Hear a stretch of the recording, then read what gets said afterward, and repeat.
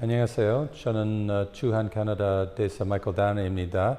만나서 반갑습니다. 오늘은 소울에 있는 생활에 대해서 얘기하겠습니다. 그리고 나하고 같이 소울을 발견해 초대합니다. Well, I first arrived here in 1993, and I spent 4 years here at the embassy as a trade officer and then subsequently for a year as a political officer. And I left in 1997. At that time, our embassy was located in Mugyeodong in the Kolon building. It was called the Kolon building now. I think it has a new name. Still there. It's not too far from where we are now.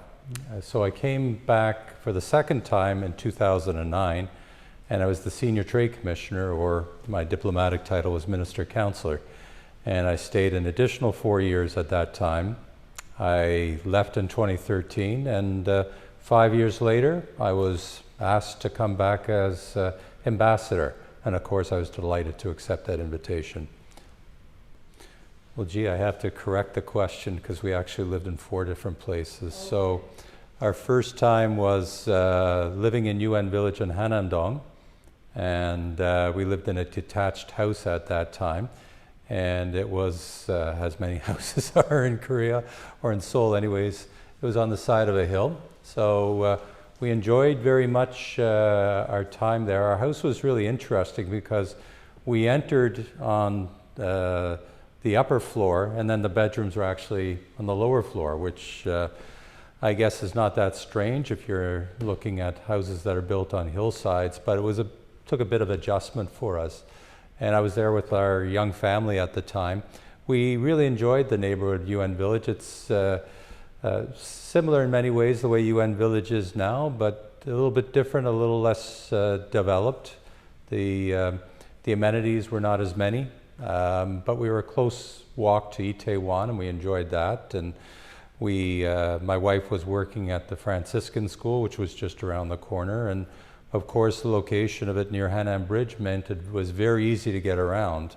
When we came back the second time, we lived for 2 years in Hongundong at the apartments nearby, and we could enjoy access to the Hongjaechon, as well as all the hiking trails which were above Hongundong.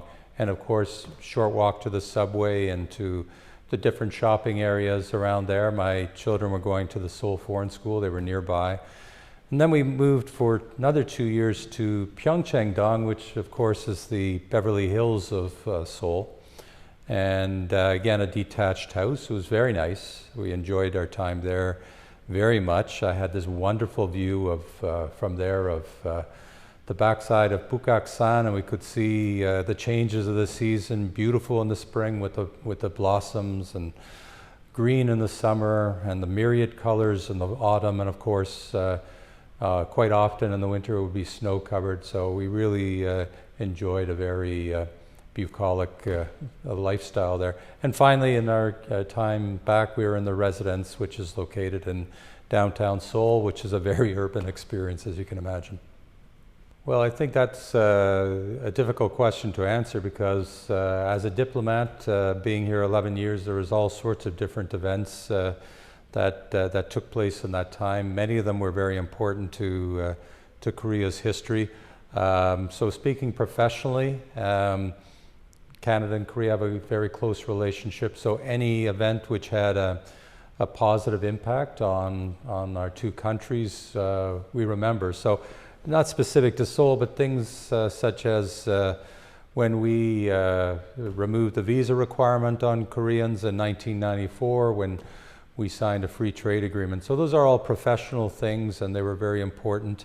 From a Korean perspective, I guess I missed the 2010 Olympics. Or the 2018 Olympics.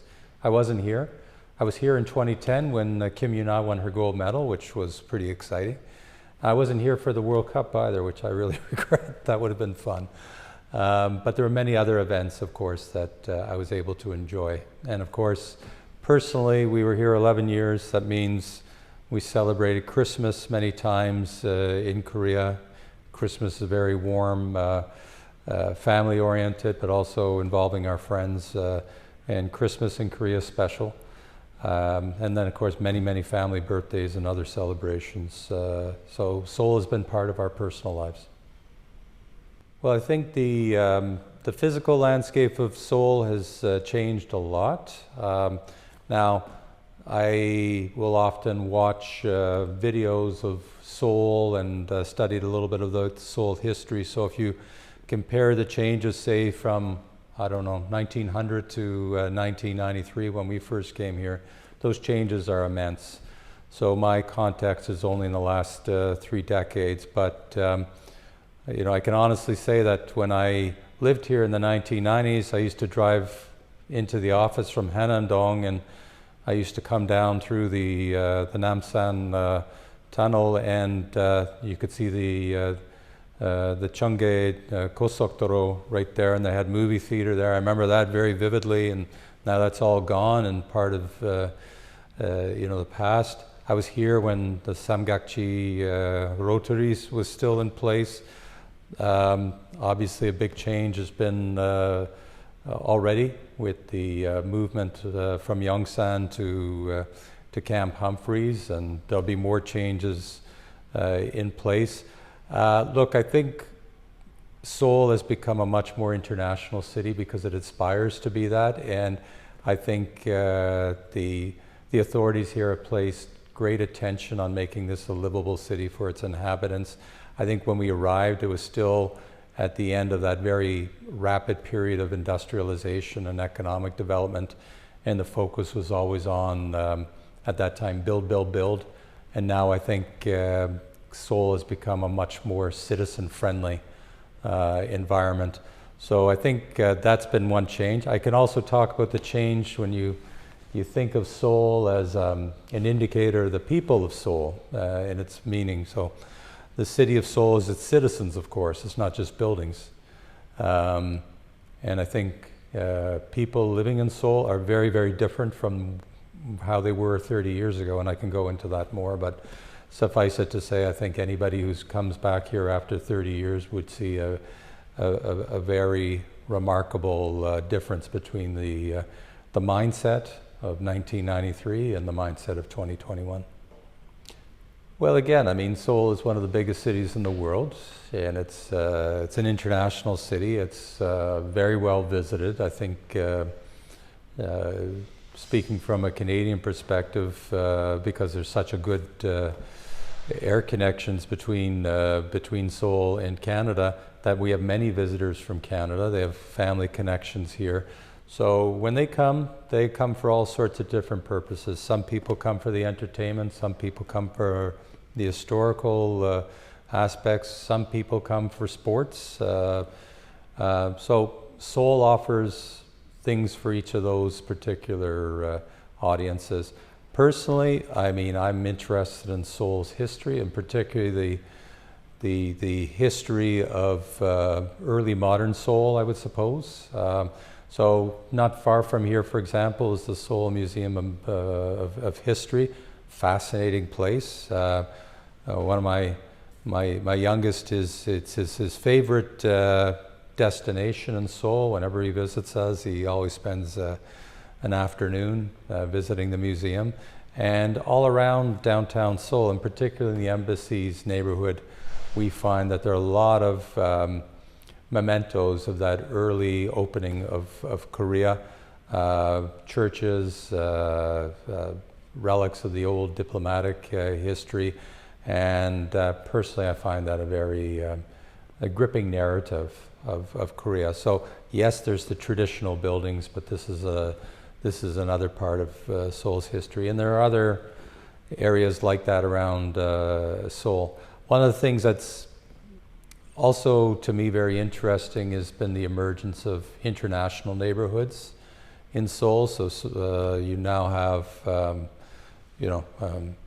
a Vietnam town. You have certainly near Dongdaemun, you have the Central Asia area, and you can go there and you can feel the ambiance of those regions. You can hear other languages spoken other than Korean and English, I guess.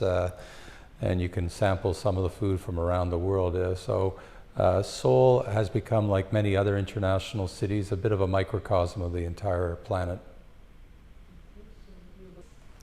Well, Seoul's a very big city. It was a big city 100 years ago, so I think we have a city that grew up during the last century or so, but it already had a very well-developed base. So first thing I would say is Seoul has wonderful infrastructure. It's certainly, in my experience, one of the best affordable mass transit systems in the world. So a great thing about Seoul is it's very easy to get around. And of course, the connectivity here is exceptional. People don't come to another country just because the Wi-Fi is good. I realize that, but at the same time, it fits into all the approach of life in Korea, where service is very much online, and the emphasis is on quality of service and speed of service. So those are great things about Seoul, but Seoul also has a very traditional landscape. It has many older buildings. It has a real deep connection with its history. And of course, I could add from another perspective that Seoul is it's a four-season city. It's a city that's built along a beautiful river. It's a city that's surrounded by hills, which in a way it compares to cities like Rome or Vancouver, Rio de Janeiro. I'm thinking of other cities along a river like Paris or London, Rome. So I think you find if you want to exhaust your comparisons of Seoul with other international cities, there's a lot of way of doing that.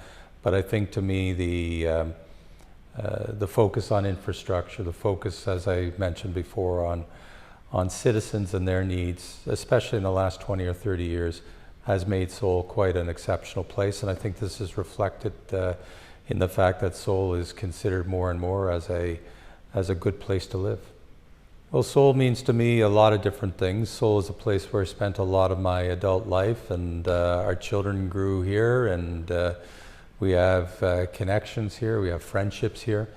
Seoul has meant a place where we feel very comfortable. When we came back here, I could honestly say I knew Seoul as well as I knew just about anywhere else in the world, including cities where I'd lived in Canada. So again, it means a place that I'll call it home. I know I'll be leaving soon, but I will continue to call it a home. It'll be a different type of a home, of course, for us now that we're not living there, and seeing changes on a more regular and protracted basis, but it's still a place that I will have a deep affection for. And not everything is perfect in Seoul, of course, but sometimes those imperfections are what really endear you to Seoul or to any place. Well, again, that's easy. I think we'll miss our friendships, we'll miss our connections here, the personal. We feel a lot of chung to our friends in Seoul. We hope we can come back, and we hope maybe we'll get visitors from Seoul for where we will be a year from now or a couple of years. But apart from that, I mean, as I said, Seoul is a big, vibrant, interesting city, easy to get around in, wonderful transportation system here. It's a city where the food and the nightlife, except during this COVID period, are really world quality and very affordable. So if you want to spend a lot of money on a really sensational meal in Seoul, you can do that.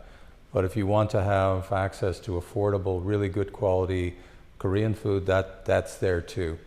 And of course, one thing that we've noticed in our 30 years is that the variety of food that's available to the average Seoul resident has just exploded. So it's no longer just, fast food. It's no longer just Popeyes and Kentucky Fried Chicken. It's cuisine from every corner of the world, and sometimes that's fused with Korean food. So our experience here, we like to eat out a lot, and sometimes you're almost embarrassed for choice in Seoul in a way that you don't experience at least in my city of Ottawa and in Canada. Yes, of course, there's good restaurants in Ottawa, but they're just not as many.